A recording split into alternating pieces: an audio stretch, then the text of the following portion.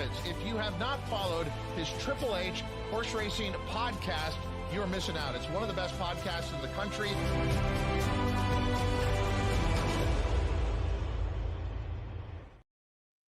We're back. Welcome to the HHH Racing Podcast. I'm your proud host, Howard Kravitz. It is Picks and Ponies, episode 380. Thank you so much for joining us tonight. Oh, listen, I have a voice.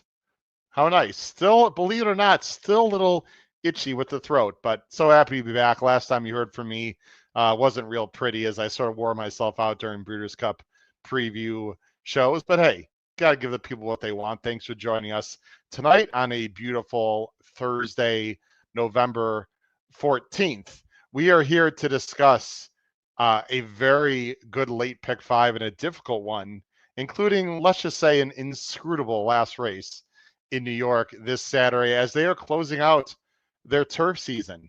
Turf racing will end in New York after this weekend, but I'll tell you what, Mother Nature has been unbelievably fantastic in the Northeast, actually almost too good with some wildfires and whatnot happening, just strange things going on. But in terms of grass racing, it's been fantastic with very few races taken off the turf really the last month or so in the Northeast. So we're bringing you the late pick five in New York, including the Central Park Stakes. We appreciate everyone watching. Please make sure you hit the subscribe button on the bottom right-hand side of the screen, the notification bell on the top right-hand side of the screen on YouTube, and smash that like button.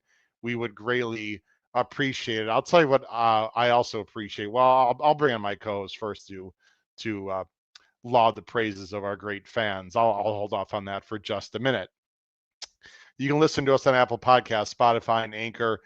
Look, the Breeders' Cup tip sheet was fantastic. We had great response. We gave out some nice scores. Some races were very tough, obviously, but we gave over 30 pages of information. We really do appreciate everyone's support.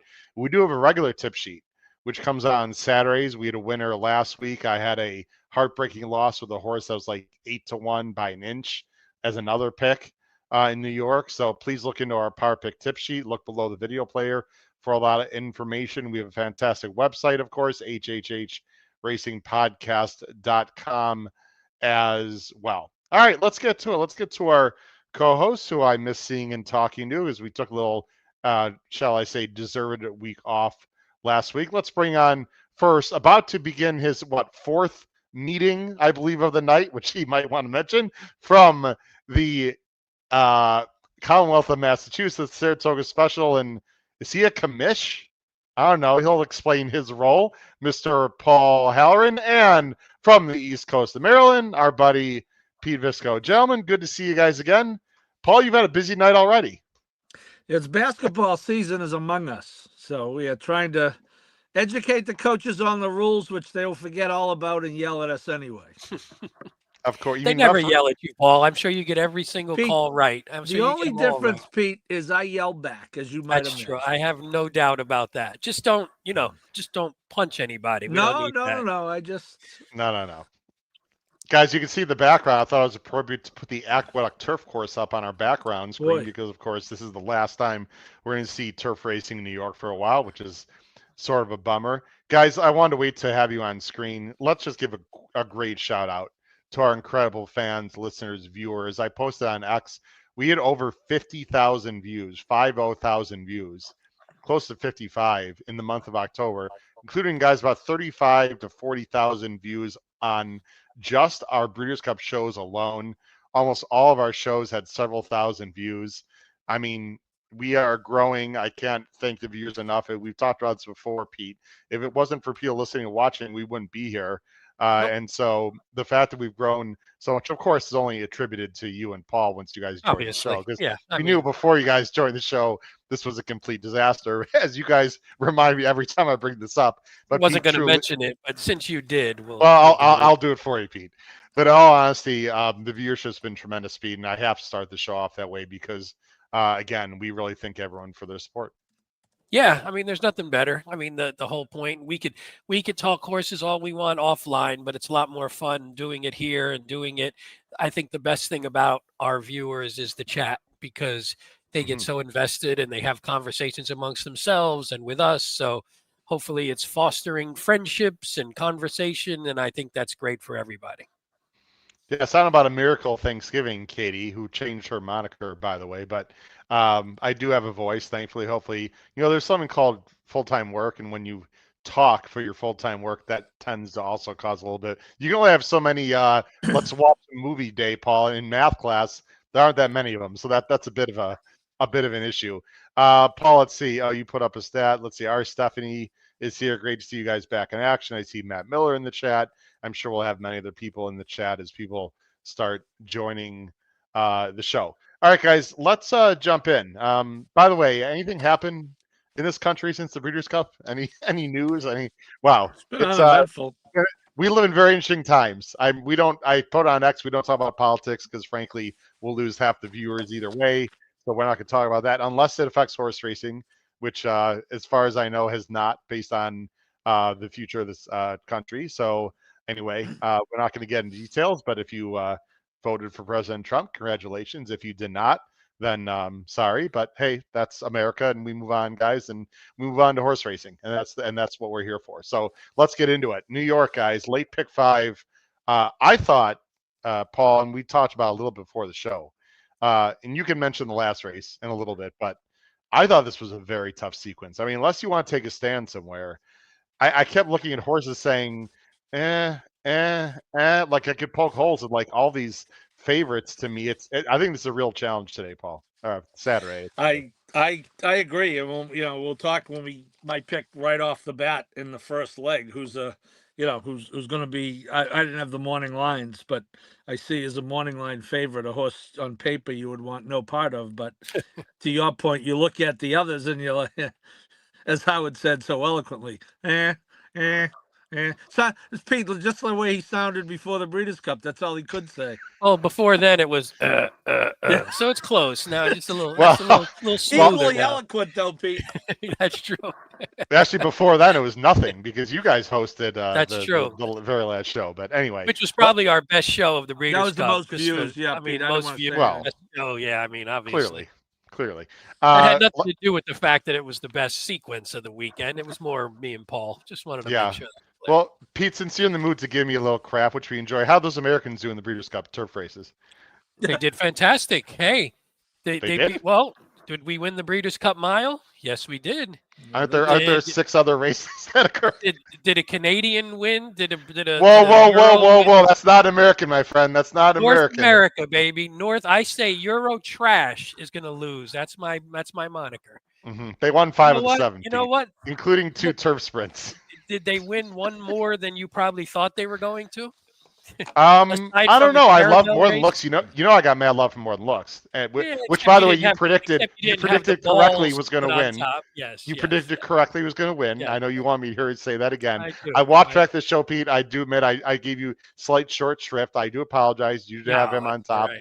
I That's should have all right. mentioned it, but anyway. All right. As we move on and give each other crap, and we'll continue to do so because it is fun. Let's go on to the pick 5, guys. It starts in race 6 on Saturday. It starts at approximately 2:10 Eastern. Obviously, we have a lot less sunlight, which, by the way, that should be a rant too, Paul, daylight savings, because I'm like driving home. I'm driving home. People are like tangents. I don't care, Paul. We have time. I'm driving home. It was sort of cloudy today here in Chicago area. It's like 3:45 local, and it's like starting to get dark. It's Like the lights, idiotic. the street lights are coming on. It's effing 3:45 in the afternoon. Like, what the hell? Yeah. Anyway, It's Jake. not a fan. It's awful. It's Don't awful. get me started. All right. Let's talk about an allowance race. How about that, Paul? $80,000 purse, mile of 16th, is an N1X, New York bred. The rails are out 18 feet for, I think they actually have turf racing Sunday. I don't even know, to be very honest. I think Yes, they do. it ends on Sunday, Howard. Okay, it ends on Sunday. So it's closing weekend of the turf season. Rails are 18 feet out. You've got a big field here of 12 with a bunch of one also eligible, 3 MTOs. The weather's actually been great in the Northeast. I know you guys got some rain today. I don't know if you got rain, Paul, but I know New York got rain, I believe. But it's or maybe that was Kentucky I'm thinking about. The weather's actually been great. It's going to be on the turf for sure. You got a Moorline favorite, number 3, Slap in the Face, 2-1, Dutro and Franco. And let me put up some banners and let's see where we're going to go, guys, in race 6. There we go. I'm going 7-3-12. Pete's going 4 3-7, and Paul's going 3-4-7. So Pete and Paul, simpatico with the same 3, different order. Pete, let's start with you. A horse coming off a very short layoff. The number 4, Mr. Tonic? Mr. Mr. Tonic. Tonic? Mr. Yes. Tonic? Sure. Carrie Brion. Wow, she trains jumpers, she trains flat horses, as Paul knows, as the owner of a winning owner of a jumper. Sunday, Um, another one Sunday coming. Oh, really? This Sunday? Oh, we'll have to hear about that later. Yeah. Mr. Tonic, excuse me, for Dettori, 6-1, Pete. Yeah, I actually like this horse, and I think I had this horse or included this horse on my ticket. I think it was my top choice in that race on Yeah, Saturday, this past Saturday. it was. So I wasn't sure. I didn't see anything definitive about whether he was definitely coming back off the short rest.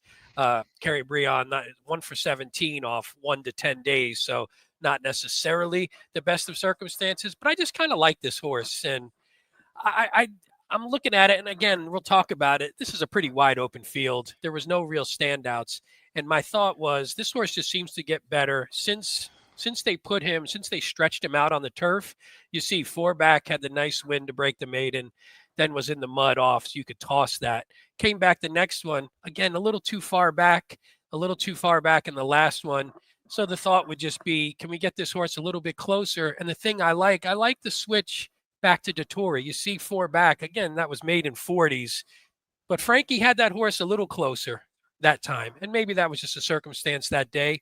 But I think if he can do that again, I think this horse has a good enough kick to where if he's not too far back and out of it, I think can make a nice run and make a move late. Paul, you got this one second. Do either one of you have quick thoughts of horses coming back quickly at the end of a meet to sort of squeeze another race in? I do pay attention to that, especially because I was covering Hawthorne and that came up at Hawthorne recently. I'm pretty negative to those horses in general. I just think they're trying to squeeze the lemon dry as probably their last race in for the next several months. Does that even come into your consideration, guys, or am I overthinking it there?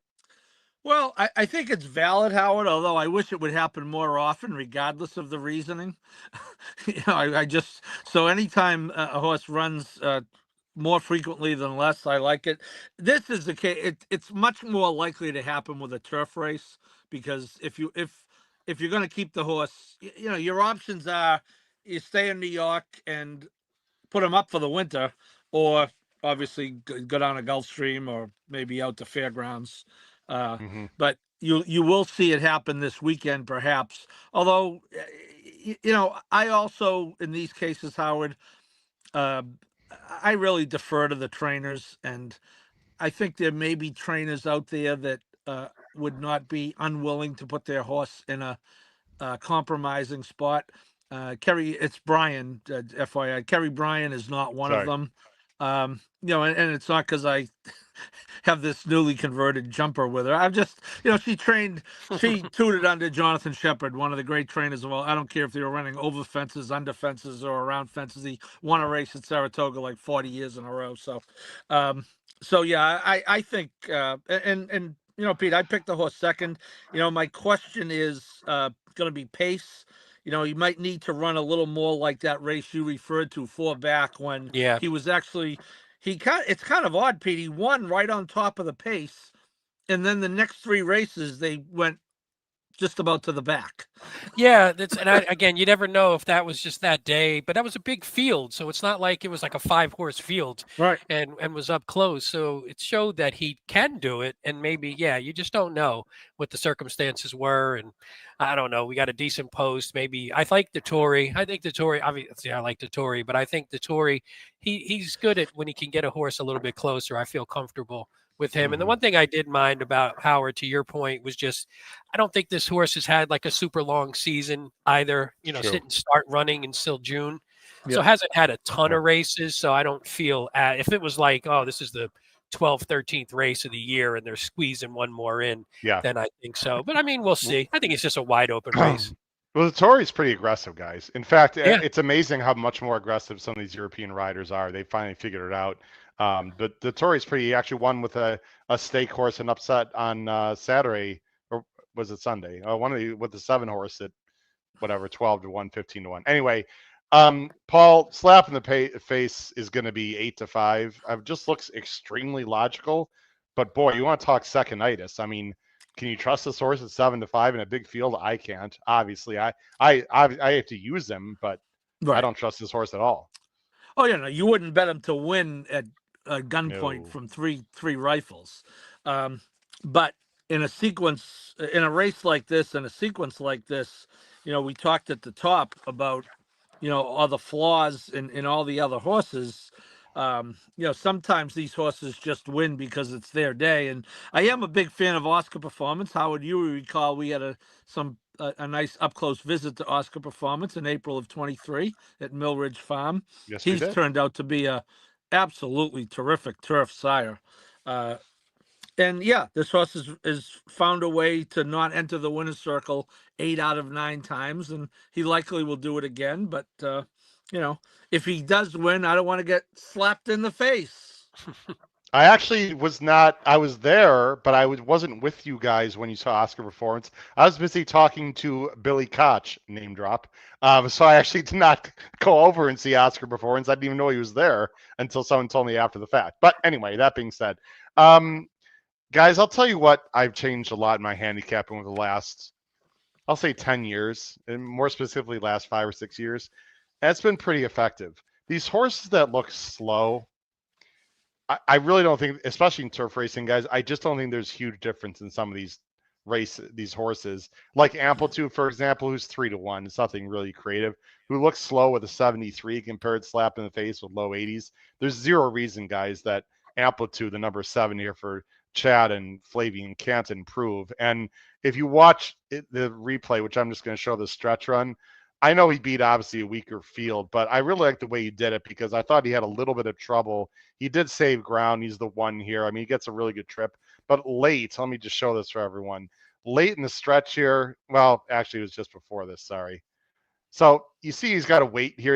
He's waiting. Then there is a hole, but it gets a little bit tight right in here, and he's gonna have to angle out. See right there, the 4 came over a little bit. Now he's got to wait a little bit, and then he comes out. It's not till right here to me that he's really in full stride. He finally gets the whip, and then look how he's reaching. I just think, I don't know. I consider myself a pretty strong replay watcher, and I just think there's a lot more in the tank there, guys. I see no reason why Amplitude can't get a low 80s buyer, even if he needs it. I'm just trying to beat slap in the face. I have nothing creative there. I think this race could end up being chalky, but we shall see to open up the pick 5. Let's go ahead on to the next race, guys, and I'll just go ahead and show our picks right from the start, just because I'm right there. Race 7 is a 10-claimer.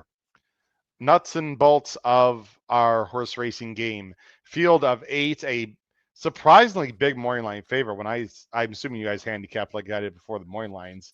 Valenzen Day, Florida bred for Linda and Dylan Davis, who is still having a fantastic year. And it would be crazy to say that Dylan Davis should be at least on the Eclipse ballot, Paul. Would that be a completely ridiculous statement? We not going to win it, but is he deserving of maybe in the top 3 or 4 on the voting, or he just does enough earnings and graded stakes to be on there? Are we too East Coast centric, Paul, by saying that comment? I mean, I love him. I talked to him several times at Saratoga. Top 3 nationwide. I mean, you got Pratt and Irad are the top 2 in one order or the other. So now, but again, if he's not in the top 3 nationwide, I mean, there's a lot of joy. What he's done is he has improved his stock tremendously on the toughest circuit in America. Yeah. So I mean, it's probably Tyler, right, Paul? But I mean, it's not who's the top 3 jockeys. It's for this year specifically. Correct. It's hard to argue that Dylan's not had an unbelievable year. He's had a great year. He really has. Right? So, I don't know. On the thing about him, he rides all sorts of horses. He's not a specialist, if you will. No.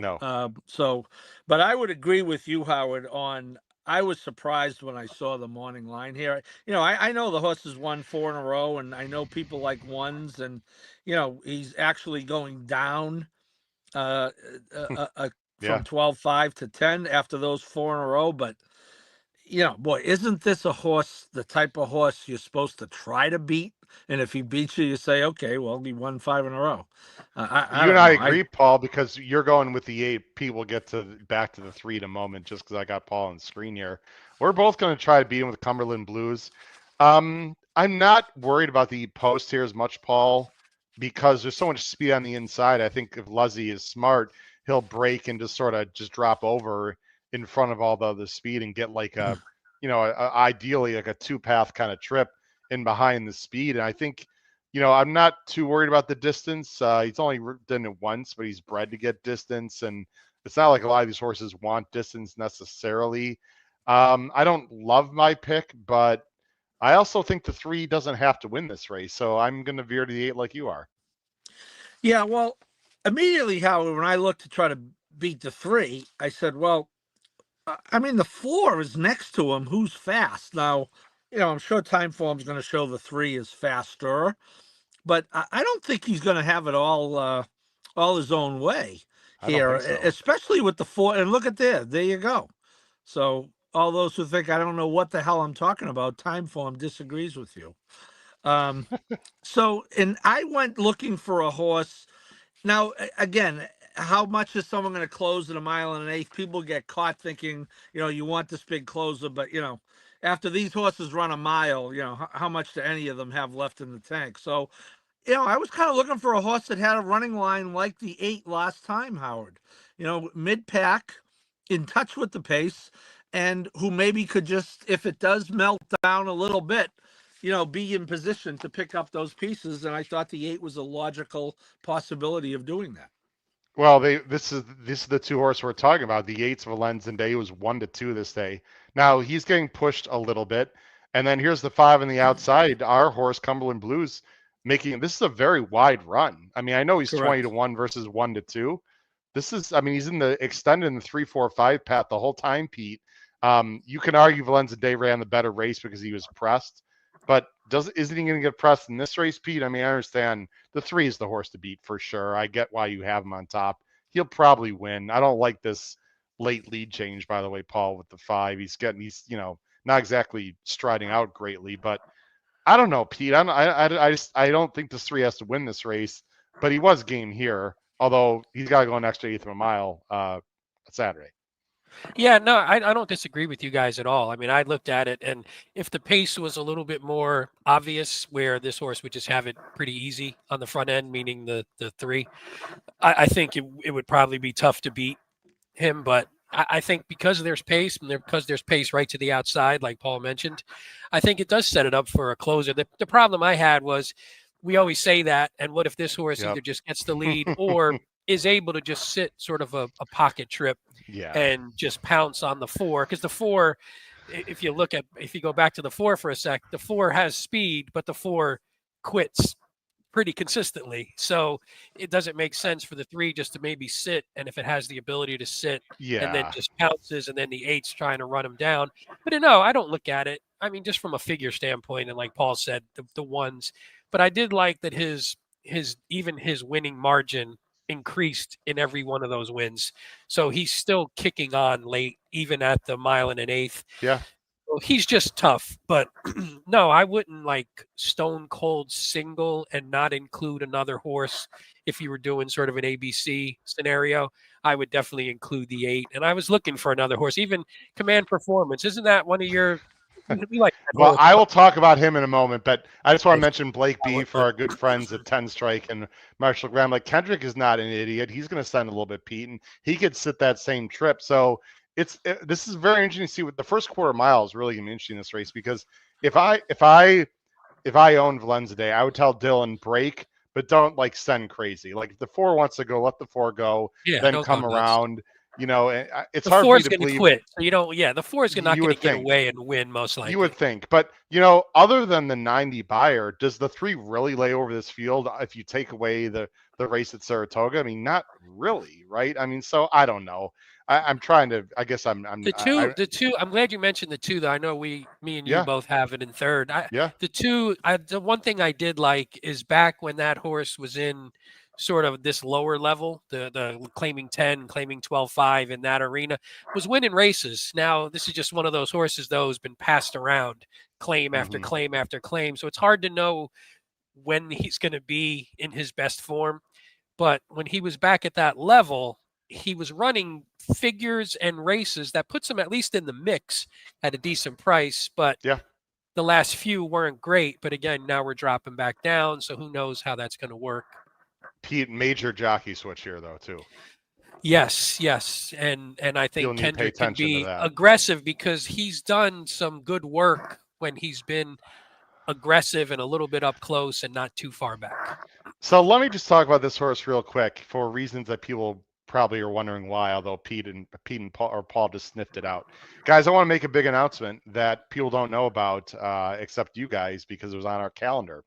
We are bringing back Horsing Around for the next 2 Monday nights. And the reason why we're doing that, guys, is we're going to talk a little bit 2025 Kentucky Derby future wagering. Now, why do I bring that up with this horse? Well, in the Command Performance number 5 is a 5-year-old. When he was a 3-year-old, before I got you guys involved in our podcast future pick, this was my future Derby pick for just my own personal choices. He's won 455,000. He's obviously not the same, but he ran a big race against Corniche guys a few years ago in the Breeders' Cup juvenile and just didn't really go on with it as a 3-year-old, but he obviously was a nice horse and has won some big races and allowance races. Of course, I followed up my Derby futures with a horse named Tapit Trice, and then some horse that just won the class named Sierra Leone. So I bring that up, guys, because next Monday night, which is the what is that, the 18th, whatever, the 18th. Yeah. We are hello. We could see you and hear you still. Just had like a little. Oh, that was weird. Yeah. Just had like a surge. See, we talk about future derbies and the horse racing gods get excited. It's okay, just like no, sorry about that. Man, My another screen went loser on the black for a horizon. second. That's a bad omen. I don't know. Anyway, good point. This Monday night, the 18th, we're going to talk about Kentucky Derby futures and just the philosophy behind if you like the bet, if you don't like the bet. I'm going to talk about Bob Baffert a little bit, not about controversy, but I mean, if you're going to talk about Derby futures, you have to mention Bob Baffert's back in the fold for next year. So it's going to be a fun conversation. And then on Monday, November 25th, is that date right, guys? I don't have my calendar in front of me. Yes. November 25th, we are announcing to the world our HHH Racing Podcast Kentucky Derby Future Bet for 2025. So people are going to want to pay attention to our next 2 Monday night shows. Guys, I have 3 horses in mind right now. I've done a lot of deep diving. I actually looked at all 72 runners in the Caesars pool, of which about 25 of them I was familiar with. So anyway, the next 2 Monday nights are very exciting. People are going to want to join us for Horsing Around for that conversation. Anyway, I bring up Command Performance, guys, because that was my Derby pick, future Derby. I tried to like 3 him in years this ago. race because of the pace, but I just couldn't find that I felt form. the Is same just way. the form is just Horrible. rough, man. It was Real rough. too hard to come It's up just- with him. Yep. Let's go on to race 8, guys. Race 8, there we go. Race 8, the third leg of the pick 5. Again, we are talking Saturday Aqueduct, final weekend of turf racing. It's a maiden special. It's on the outer turf. Rails are way out, 36 feet. It's a field of 10. There is an AE and MTO. The morning line favorite is the rail horse. Ugh. Number 1, Autumn, 2-1 for Carlos Martin and Dylan Davis. Guys, this is interesting because this horse is like clearly the fastest horse, but this is a 5-year-old mare who's over 11 or whatever the heck she is. I gotta look at it again. I mean, this horse, I think a lot of people are going to single Pete and Paul, to be honest, the pick 5, and I get it, but like no bueno for me. I'm sorry. I'm gonna let Autumn beat me as we actually coincidentally are ending Autumn in the next month here. I'm going 2-1-10. Pete's going 1-9-10. Paul's going 3-5-1. Pete, I'll let you defend yourself here since I didn't rip on Autumn. It's just not the kind of horse I would put on top, but I totally get it, Pete. This is the horse to beat for sure. By the way, mine were 1-9-2 for audio listeners. What did I say? Said 1-9-10, but just to make it clear, I'm not good for with anybody numbers. on the audio. Yeah, and it's Sorry. funny because I sent you my picks before I looked at the morning lines, and I didn't know if this one would be. I didn't know who the favorite would be. I was having a hard time figuring it out, but I figured this one just from a pace advantage, and I don't love it at 2-1. But again, if we're talking it depends what we're talking. If we're talking a horse that I would want to include in, say, a horizontal ticket, because I do think she just has a pretty strong pace advantage. She's on the rail.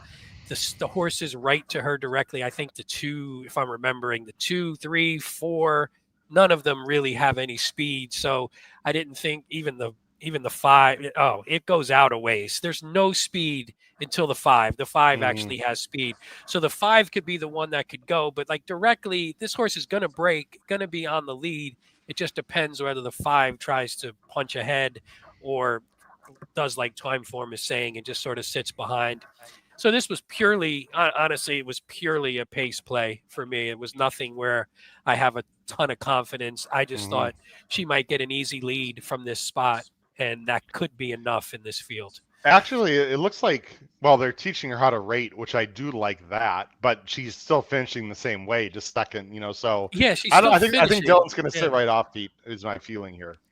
We'll see. And I guess if that depends on what the other speed does. I guess it depends on what the 5 does. If the 5 goes, I assume though Dylan's not he's gonna let the horse go if nobody else tries to challenge for the lead. He's gonna be more than happy to grab it, at least from this spot. Yeah, Paul, I get it, and sometimes, Paul, maybe you and I get too cute sometimes. I'll readily admit that, but if I look at the stats, I bet more often that we're sort of right in those kind of situations specifically. 0 for 11, 5-year-old maiden, no thank you for me. A little bit naughty. That's what Paul's going to try to do with the number 3, 6-1, Danny Gargan, Junior Alvarado. I thought ran a decent race last time, no real excuses, but the 3-year-old filly, Oscar Performance, there you go, did improve Paul to a 66. If she's on the way up, she absolutely fits here. Yeah, I looked at that exact. You're describing exactly the way I looked at it. Improving buyers. Didn't ran okay last time. Maybe being within 3 lengths is going to be enough, but it hasn't taken any money the last 2. No. But as Pete was talking about the pace scenario, one thing I do like about this horse, after listening to Pete. I think Junior has an opportunity to be fairly aggressive here if he wants to be. I think the inside post is where you want to be when the rails are out by Resorts Casino, where they're going to be. So I do think there's an opportunity there. He rode the horse once and was no factor. So, but I'm with you. This one can win similar to the other one. I actually picked one that was a favorite that I wouldn't bet flat. I definitely wouldn't bet this one flat. You don't want to get beat in the sequence, but if horses like this and that other horse I picked win in the sequence, it's not gonna. You're looking at a shitty payoff anyway. Right. Horses. If you're gonna hit the sequence with horses like this and slap in the face at 2-1 or less, what you're going to get paid versus the chance of what you'll get by beating them. I just think the risk reward is lousy. I agree. And you know what, Pete, what I find with races with a lot of, especially turf races that are younger horses, you don't really know what the speed situation will be like. Yeah. I'm assuming the 2 is going to close, just one more. My top choice in 9-2 with blinkers off. This is a nicely bred horse, actually. This is an English Channel filly out of an Unbridled Song mare, Mystic Chant. Look, the horse. Look who the number 2 faced in her debut. Some horses we know well. Grayosh is a nice horse. Chantilly Road and Wishless both came back to win there. We can look at the Buyer Figs. Grayosh is a nice stake horse, obviously. Wishless, like I said, came back to win. Again, Chantilly Road 77, 78. So she faced good horses. I know she didn't do much running in that start. She was 10-1. I watched the replay. There's really not much to say. Barry Schwartz, very solid owner, has been around the game a long time. Blinkers off. I don't know, Pete and Paul. This is just a horse that I don't know much about that has some breeding that I just don't want the one. I got to go somewhere in this race. I just don't love a lot of other horses. I wish I could say something a little more creative and professional, so to speak, but I just think this is an interesting horse. Santana is an underrated turf rider. I used to think he could never win turf races, but actually, if you look at it, he's actually okay. on the turf, not horrible. So I'm going to go with just one more, the number 2 at 9-2, trying to beat the 1. I also looked at the 10 Real very quick, I like closely. that. I like the 2 with you. I mean, I have it in Okay, third. It was you tight do. though. I was Yeah, sort of vacillating. The couple things real quick. Ratio to pause. He goes from 7% in his first start on turf to 19% in his second start on turf. So he always seems to show that improvement from start 1 to start 2. Was in open company, made in special weight in the first one. Now yeah, back in state good point. bred. So there was a couple things I liked again, and even if you watch that replay, like you said you did, and it's not important enough to show, just got pinched right at the start and Yeah, dropped back to dead last. And at that point, it was just sort of he didn't really run, or she, I apologize, she didn't really run much. So you just wonder if that was just, hey, that was the education run, and yep. now we can maybe get this horse going if they can get her in the mix a Well, little bit. and people might say, "Oh, Howard, I don't like this horse like with the start and then this long layoff." Maybe she just wasn't developed and ready yet. Like I don't think I don't know, but I'm guessing she wasn't like hurt or injured. Maybe she just needed time to develop. Not only Yeah, that, that race, Pete, that you just mentioned for just one more was 3-year-olds and up, and she was a very young 3-year-old at that yeah, time. So I yeah. know this is 3-year-olds and up also, but 3-year-olds in November are clearly not the same, Paul, as they are in April. So I just want to mention that also. Anyway, I just think the 2 is a little bit interesting. If the 2 is dead on the board, I think that's going to be a problem for me. I even looked at Detonate, the number 10 for Christoph and Mirage. I don't love that Mirage is on him, but again, or on her, but this is another one that could improve. It's Clement. I thought the replay was okay. The time form, do you see the time form, Pete, with the 10? The time form is I did, 101. The it's buyer is crazy, right? 58. They Yeah, totally disagree with themselves. Anyway, we could yeah. talk about this race for a long time, but I choose not to as the host.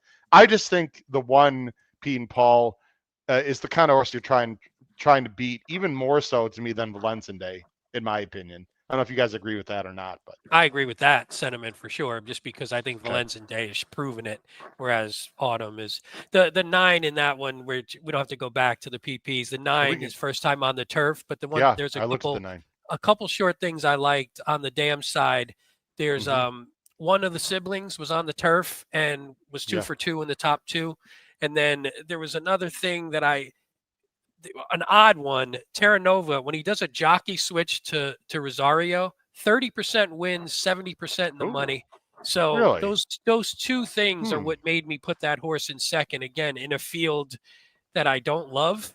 And I'm like, well, maybe at a price, if you're looking for a price like you were with Mm-hmm. the 10, there's a couple things there that I thought were enough to just pique my That's interest. interesting. I had the 9 as a C. By the way, just one more is a full, Paul, a full to Voodoo Song and Worth a Ooh, Shot. Voodoo Voodoo Song was a Song was very real nice good. horse. Yeah. So I didn't show that on the screen. I should have. But anyway, there's breeding also. Paul, final thoughts in this race? I mean, we're trying to beat the 1. You like the 3. I guess we can just move on unless you have anything else you want to add there, Paul. Yeah, no, I like your points on the 2. I think Horatio De Paz is underrated. You know, Mm-hmm. 15% for the year isn't getting the type of horses that Chad and Todd are, and this horse could have a lot of upside. English Channel. As far as being patient, Barry Schwartz can certainly afford to be as patient as he Yeah. wants to be, which he has been with this horse. So yeah, I lastly, you make a good point. At this point, they're all 6 weeks away from being a year older. So Right. yeah, 3-year-old in November or an old, is much different than a 3-year-old or a 2-year-old in the spring. Paul, I'm guessing you bet several times on a Voodoo Song to wire the field. Boy, when that horse was good, he was really good in New York. Really good. Remember that? Yeah, no, that's Yeah. good to hear. Yeah, that horse was Yep. good. That was Linda. That was Linda, correct? I believe Yes. that was Yes, it Linda was. Rice. Yeah. All right, guys. 2-year-old stake, the Central Park Stakes, $150,000 for the babies. They're going a 1 mile, 150K. If I didn't say that already, I can't remember if I did or not because I'm getting old. It's a field of 10. Very interesting AE, by the way, from Ralph Beckett, coming maybe from overseas. The number 11, Rock de Oro. I have no idea if that horse is on the grounds or not, but an interesting Euro that might make the field if there is a scratch. More in line favorite here. In a wide open race, I thought was number 9, Early Adapter. British bred, Chad, and Flavian, who's been knocking heads with a horse called Zulu Kingdom Guys, a horse we know well that ran okay in the Breeders' Cup Juvenile, so I split the field, juvenile turf, split the field. Let's see who we're going with here. I'm going to go with Early Adapter. I'm going 954. Pete's going 986. Paul's going 496. Paul, let's start with you. Jack and Jim. You know what's weird about this race, Paul? And I'm sure you guys would mention it, so I'm going to beat you to the punch. A lot of New York breds in this race, which is sort of weird. Seven. There you go. So it's almost like a New York bred race, but it's not. Jack and Jim won nicely for Graham Motion, doesn't always win first out, and Manny Franco sitting a nice trip, getting a low 70 buyer. If he improves, Paul, I think you can make an argument he's actually the horse to beat here. I just am a little bit dubious of the field and the really good trip he got last time, but I do have him third. He can win. I'm interested in Jack, and I'm also interested in Jim also. Yeah, I think you hit on what was one of my main reasons for picking the horse. Graham Motion, who is just tremendous. It doesn't really get concerned at all with his first time starter statistics. So, if a horse does win, you can assume the horse is pretty good because he may not, especially a 2-year-old, may not be cranked up 100%. So I think the chance of this horse moving forward off this race is very good. And you can see the colors of Madaket Stable and Saul Cumin, who was on my flight from Boston to San Diego, I might add. Really? Either that or getting a someone real who good looks a trip lot like behind him. getting a good trip behind two embattled leaders, but he's by Slumber, Paul, another New York turf horse that we should know, not New York bred, but and Slumber could run all day. The dam was actually sprinty, but the male side of this pedigree screams much longer, and he does it very professionally in hand, really, at the end. Yeah, he didn't, and despite the good trip, he really didn't have to win that race. He dug in pretty good and came and got that horse. And like you said, we don't know, how good the field is, but these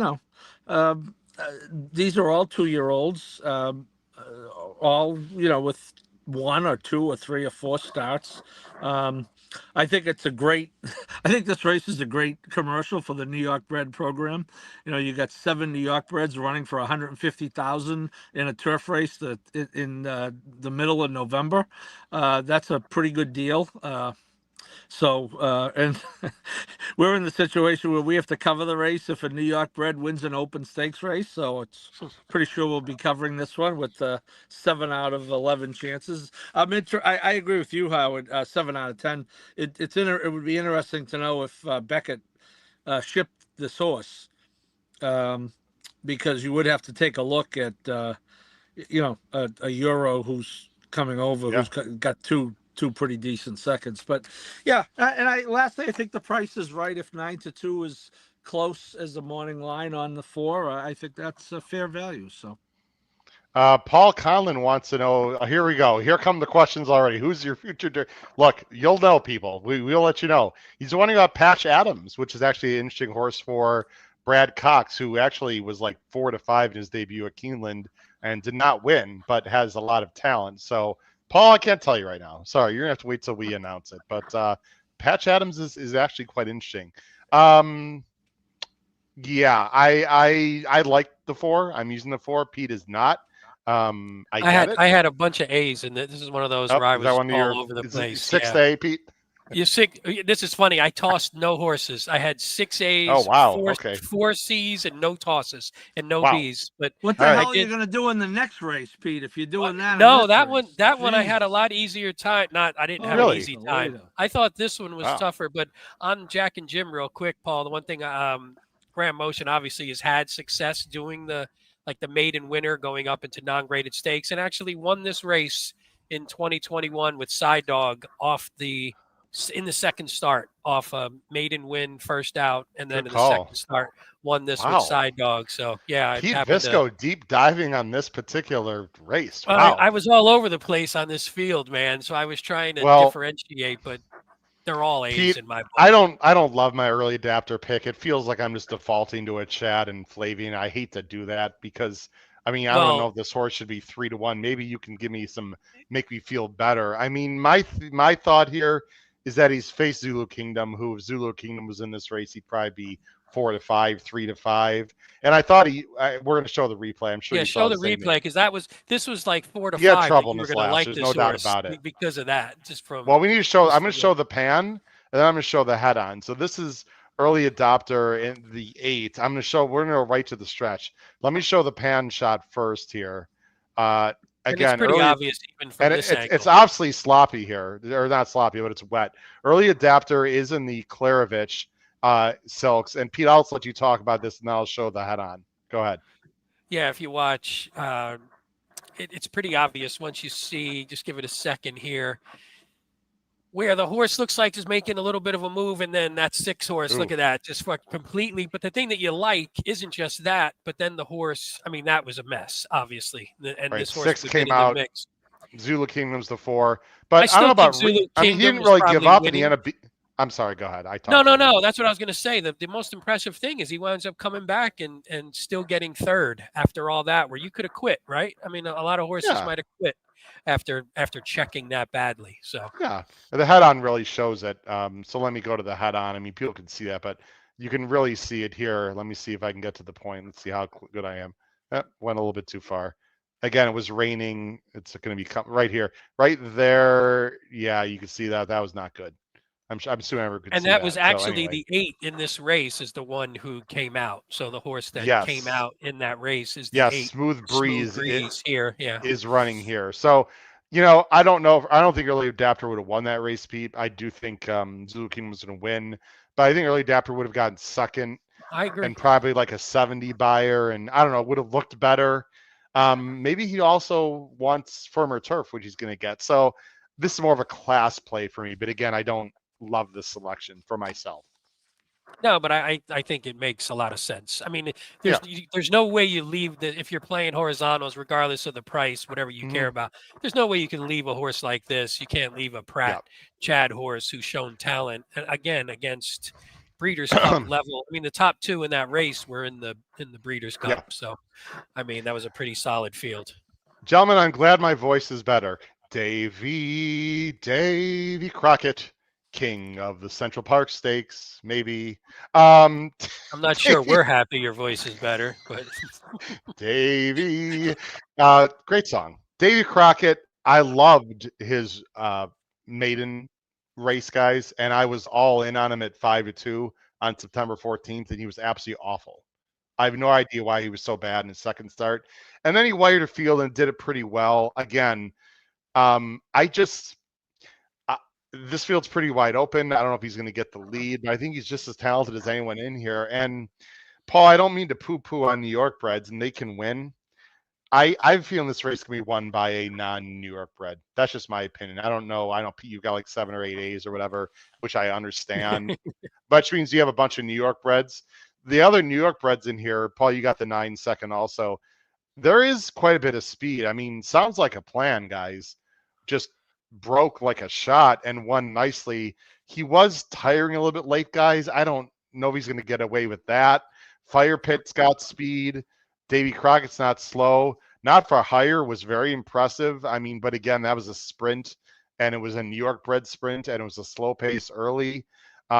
I don't know. Smooth Breeze is not slow. It just feels like some of these horses that look impressive on paper, Paul, that won easily, are not going to get the same setup on Saturday. That's my view, at least.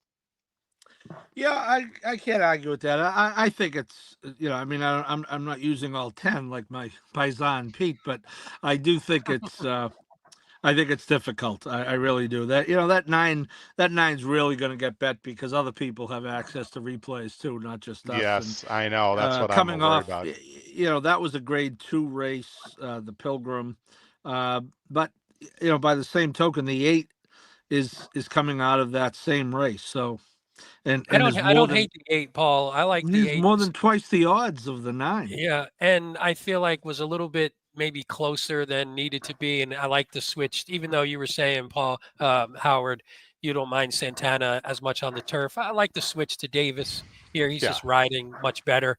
And I think if you can get that horse a little bit off, and it looked like shied from the whip a bit, but was in the mix and just went crazy. So, a little more experience maybe at a decent price. So I had that one in the mix.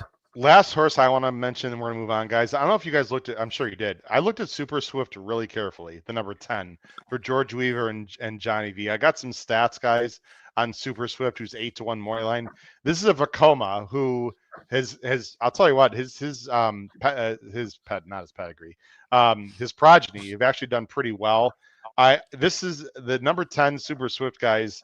Vacoma is a 25% win rate with route turf horses right now.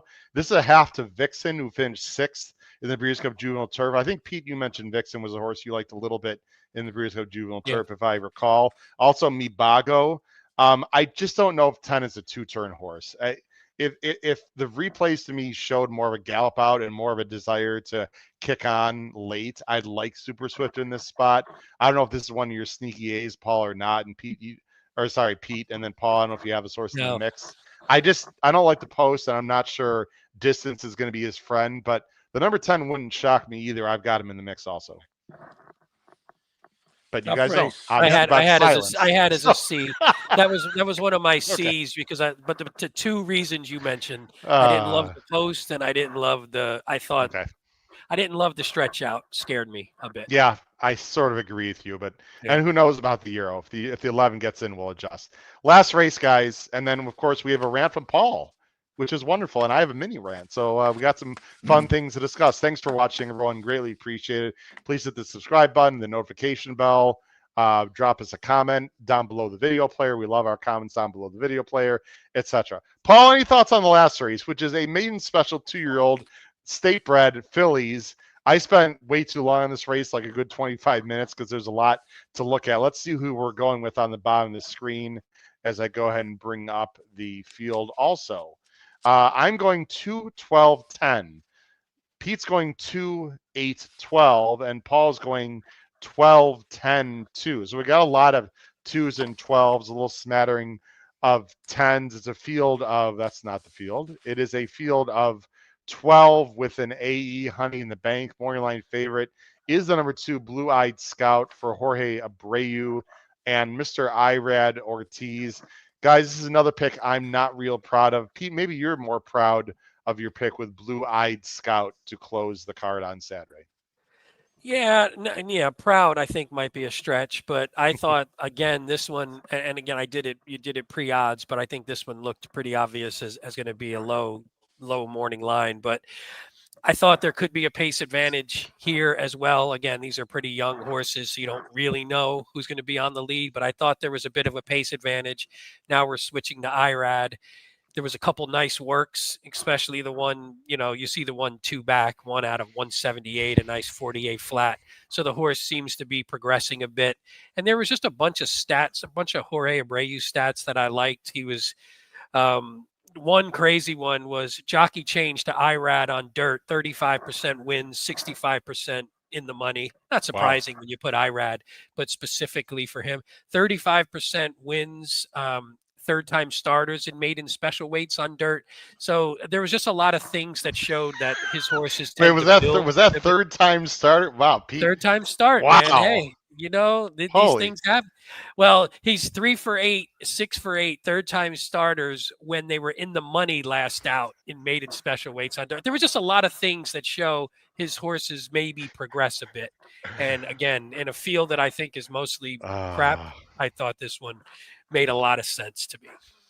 Paul, if a new formulator version comes out, it's gonna have Pete Visco as like author on it. That guy loves cooking more buns on formulator. This is my day job, man. I do data work during the day. I do the same crap at night. It's hard to stray. Yeah, I feel so inferior. My only excuse is I'm trying to get a book written, so I'm spending. Yeah, I think yours is more impressive than mine, Paul. But no, Pete. Howard, I think that this race boils down to is you have to use who you think is the best horse to have run already, and that is obviously the 2. So the Yeah. 2 is an obvious use just based on that. Anytime you have a race like this with predominant number of first timers, I think you always have to use someone of the horses who ran. So that the 2 is an automatic A. And then, then it gets down to trying to guess on the first timers. And the only difference is, and I may talk about this later, is it would be nice to have some reference, either a win pool or a probable pool going forward, or a will pay pool, some type of pool to swim in before we try to handicap the goddamn race. And instead, we're just going to drown and get eliminated from the Mini pick rant. 5. Mini rant. Hey, Paul, you know how I feel about this race? I'll tell you. Yeah. There you go. I don't really know. Talk about spool, Paul, because this is, I think you can make the argument on paper the most talented horse in the field. Costs 125. He's got a lot of good breeding. Boy, though, the outside post, he's got breeding that's more like long on turf. I know he's got good works. This is weird because he's a New York bred, Paul, right? So my first thought is, okay, Motion's just getting a race into him, and then he's going to put him on the turf. But if he's going to put him on the turf, it won't be New York. So I just found this to be a weird spot. That being said, this horse could win by 5 and it wouldn't surprise me. His breeding is more long on turf, and now he's got him sprinting on dirt from the outside post. This horse better break. I mean, I don't know. This is weird to me. Yeah, I mean, Graham, excuse me. Oh, pardon me. Graham is not really typically the guy to, to quote, just get a race in him. But, the thing is, Howard, the horse has got about 10 works. Sometimes the horses are just telling you they're ready to run, and it might not be the distance you want, might not be the surface you want. Yeah.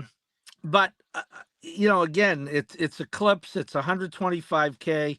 You've got to think that Manny has to be aggressive from out there in a 6 furlong race.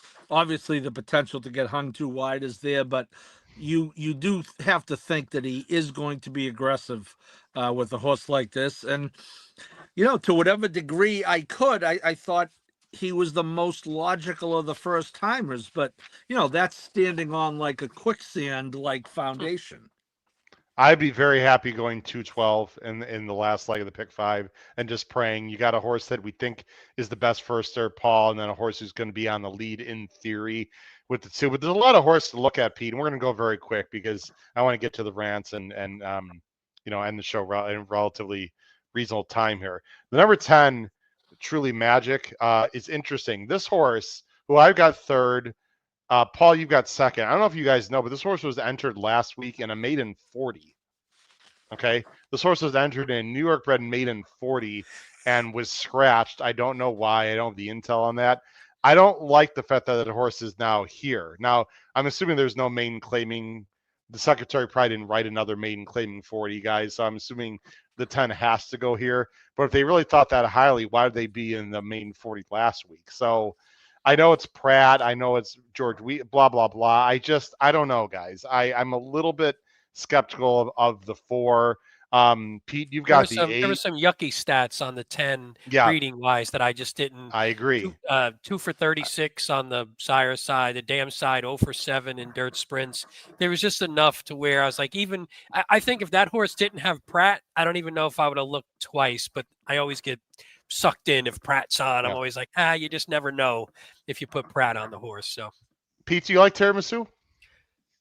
The food, I don't know. I don't think so. I think I haven't had it in a long time, but I don't think I liked it last time I had it. No. Paul, I'm very restaurant specific when it comes to tiramisu. It seems like some restaurants have really good tiramisu and others just it's a little bit shady. I'm interested in this one, guys. I got some info here. The Dam has had 2 babies. They both won a debut. Now they won in cheaper races though, guys. But Dylan is on this horse for Duarte, who can get a horse ready, and Name Changer is actually a decent sire for New York breds. The 8 is interesting to me, guys. If it's not the 2 or the 12, I think I actually have the 10 on the screen. But I would, well, I'm not going to have the pleasure of seeing the board before the pick 5. But in race, guys, if the 8's taking money, I'm going to be very interested in Miss Tiramisu for all the Colts next stable. You know this stable well, Paul, obviously, this ownership. I think the 8's a little bit interesting. Any other quick thoughts, guys, as we go to Paul's rant and end the show? No, I like the 8.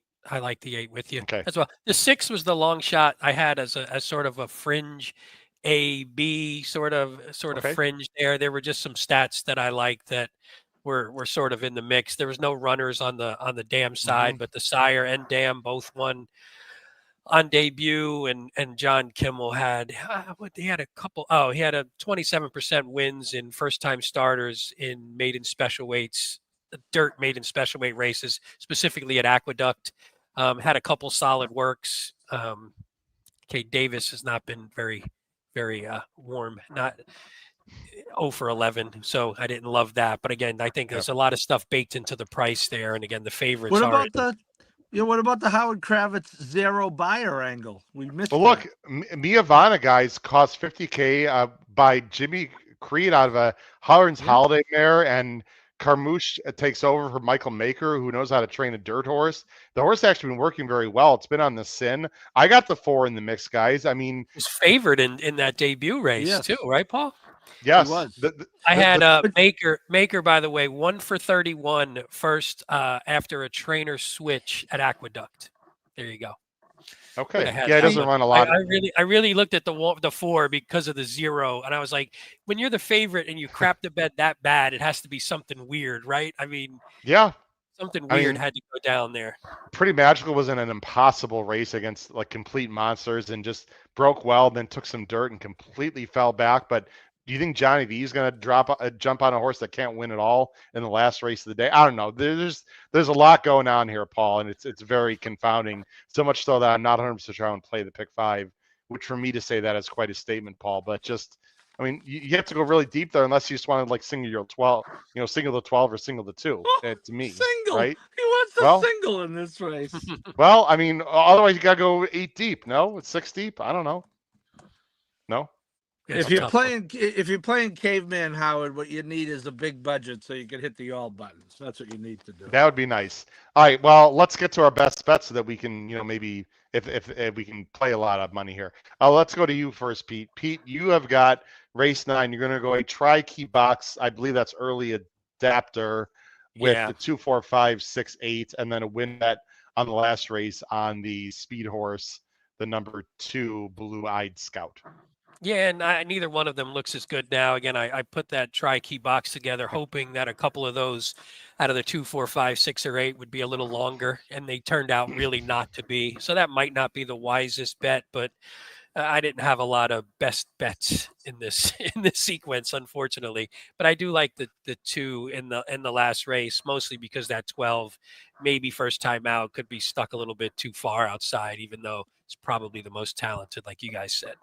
Yeah, our Stephanie, by the way, said that Colts Neck has a live runner in the first race, guys. No tricks. Nice. So maybe Colts Neck's going to have a nice day. Let's go to Paul's best bet, which is also race 9. He's going with that 4. He was it Jack and Jim and Jill and whatever who they are. Win in place on that horse. Then he's going to play a double 4 with 2, 10, 12, which is the last race.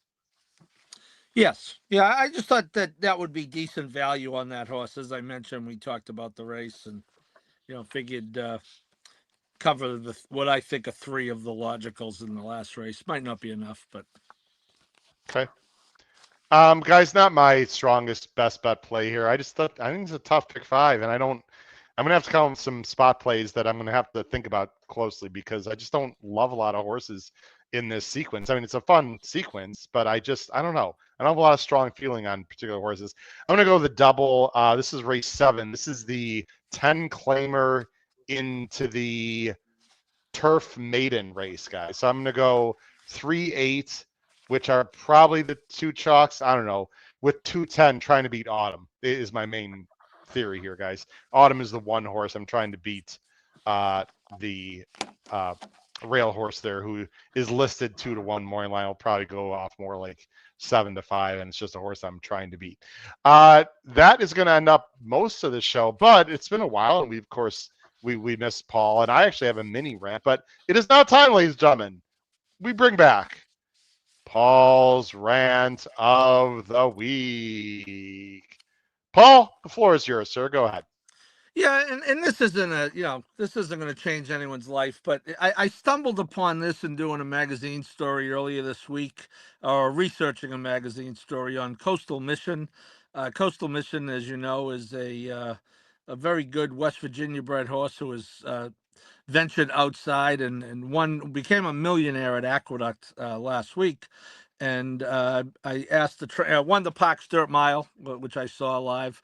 I asked Jeff Runkel, the trainer. I said, "Well, you're going to go to the Cigar Mile next," which is kind of a logical spot for for a dirt horse who runs about a mile. And he said, "Well, we're either going there or to the Churchill race." And I said, "Well, oh, you mean the Clark the week before?" He said, "No. Churchill has a new stakes race now, the Cherokee Mile."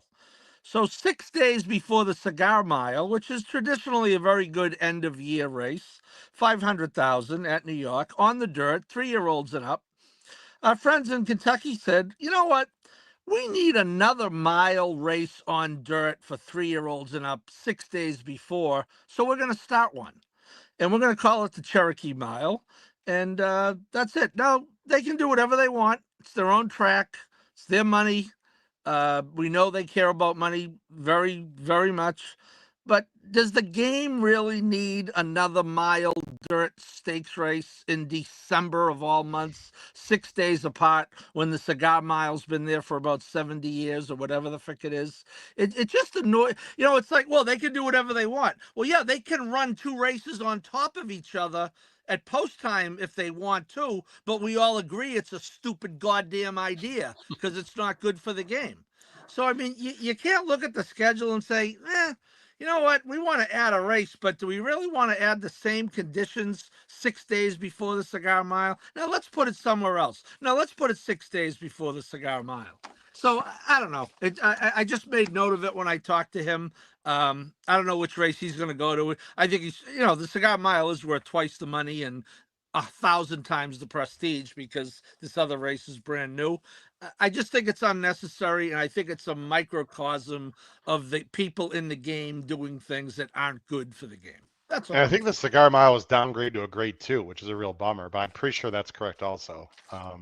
So yeah, I mean, it's been a pretty good race over the years. Really good race. You have horses coming out of the Breeders' Cup. You've had horses, and I should have also mentioned that 2 days before the Cherokee Mile, which is probably going to be one of the top races of all time by the time we're done. 2 days before the Cherokee Mile, Churchill has the Clark, which is 1.125 miles on dirt for 200,000.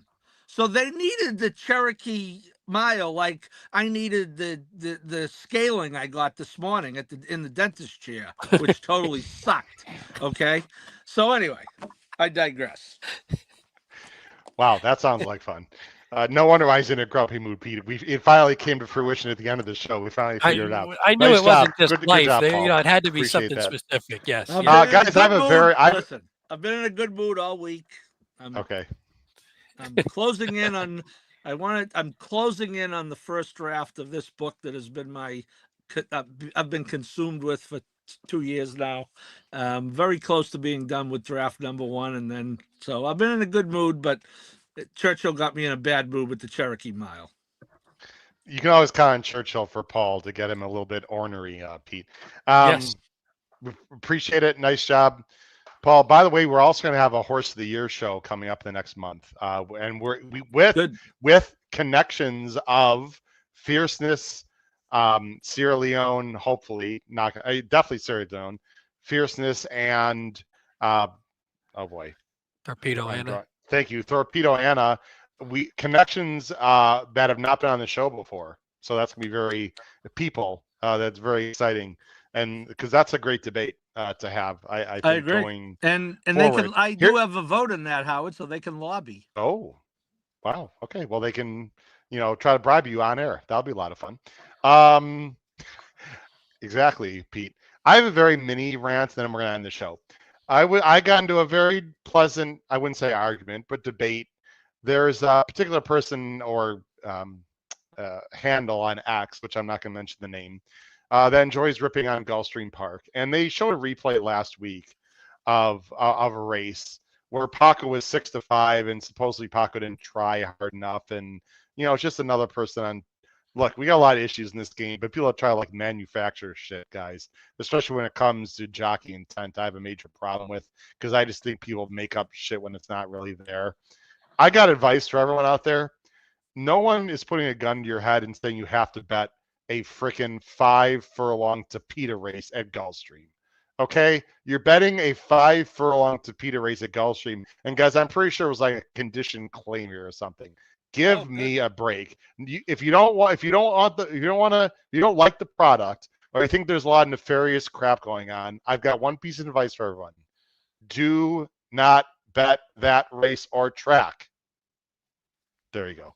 I just don't bitch about something and then bet the race, guys. I mean, I just, I don't understand that. If you don't like a jurisdiction, Pete, then don't bet it. Or if you don't like a jockey, don't bet it. And then people bet it and then complain afterwards. Look, guilty as charged. I'm sure I've done it once in my life or several times, but not that often, because you get what you pay for, literally, Pete.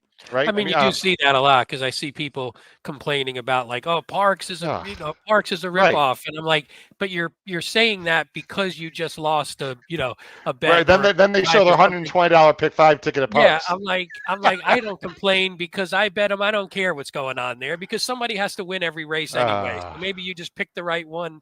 Maybe you pick the right cheat that day if that's what you think's happening, and somebody's still winning the race. So don't complain. Yeah, there's a bunch of tracks. Pick one you think is a little bit more, say, reputable, if you would like. Yeah, I'll just end by saying, Paul, and we really appreciate everyone watching and listening, that there's a lot of issues in this game, and I think in general things have been corrected and improved a lot with HISA, and you can argue back and forth on that, but the deaths are way down. I think they're trying to clean up the sport, blah blah blah. But people are always going to find something to bitch about. I mean, we got PETA for that, Paul, right? We don't need people within the game trying to improve the game to bitch on things that they're just because you lose. Like, don't be a sore loser. Look, if I'm bad, I'm bad. I will just tell everyone in the whole world right now, because of the Breeders' Cup, I'm actually down for the year a little bit. I was up for the Breeders' before the Breeders' Cup, but because I entered the contest and I just had sort of not a great last month and a half, to be very honest, I'm down for the year. But look, that's my choice to what I'm playing, and shit happens. I mean, ask Patrick Kunzler. I was alive. Pat and I were alive to a real nice late pick 5 on Sunday in New York, and was alive to $5,000 to IRAD on a 6-5 shot, and I lost to a 70-1 shot. I mean, and the Breeders' Cup, Pat and I were live to a late pick 5 for 5-digit scores and lost to Full Serrano. So, like, but I'm not going to sit here and like blame that. It was my bet. I was wrong. Be a man and move on, or don't bet, Paul. I mean, that's my last thing to say. Howard, I agree. I just wish you wouldn't be so argumentative. I wish you could be like me and just kind of agree with everyone. Let everything just roll off your back nice and smooth, Paul, like you tend to do. Guys, it's been a lot of fun, and really appreciate everyone watching and listening. And good luck to everyone on Saturday. For my co-host and friend Paul Halloran, who's had a long day, so I appreciate it, Paul. And Pete Visco, this has been your host, Howard Kravitz. It's been episode 380 of Picks and Ponies. Big shows coming up next two Monday nights, Derby, Future Conversation, a Horse of the Year show coming up later, and then our usual plethora of good racing around Thanksgiving time. So please check out the podcast. Crush your bets in New York for the last turf races of the season this Saturday and Sunday. Take care, everyone. Have a great night. Bye-bye.